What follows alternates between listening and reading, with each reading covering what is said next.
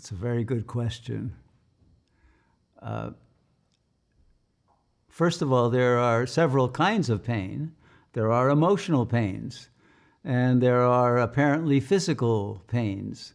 And there are some pains that are relational and that are made up simply of disappointment or of some reaction to a situation that is entirely internally produced without being triggered by any apparent event at all.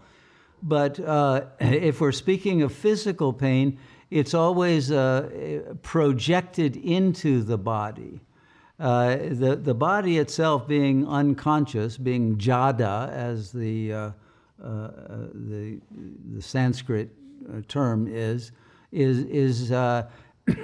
capable of giving signals through the nervous system, but those signals have to be interpreted. And it's the interpretation that will create pain. So, for example, one can get a headache. And what is that headache but the somatization of an unbearable thought, or a thought that has created shame or remorse or a sense of guilt or something that one can't tolerate, and one prefers to put a pain in that blocks out that thought. And many symptoms of dis-ease are actually somatizations that take a thought out of the mind and put it into the body, because one would prefer a physical pain to a mental pain.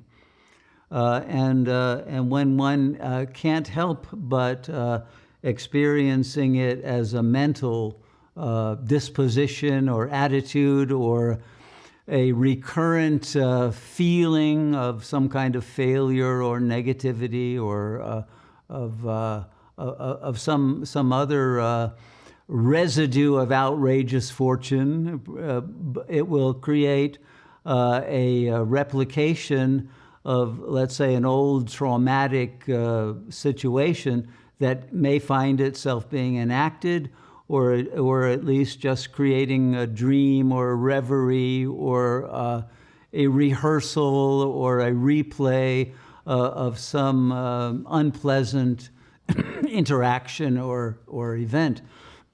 But ultimately, the source of the pain is located in the manomaya kosha, and then creates a cascading effect in the pranamaya kosha and then in the annamaya kosha. Once it is organismically located, it may produce a condition that can no longer be changed by the mind. There are certain conditions that have to play out. And often these conditions are not produced simply by let's say, a replication of a past trauma or a situational sense of conflict, but they can also be produced teleologically to bring about a transformation of the manomaya kosha and a heightening of the awareness of the vijnanamaya kosha, the wisdom body, and the anandamaya kosha, and the ultimate reality of those higher tiers of consciousness, by forcing one to face the reality of death, the reality of some kind of an unrepairable condition, but also of understanding the ephemerality of life itself, and enabling one to awaken to one's eternal nature, so that every pain ultimately constitutes a blessing and is not simply a punishment or a residue from the past, but every event interpreted as pain, or as pleasure for that matter, has a teleological as well as a historical karmic matrix in which it is suspended.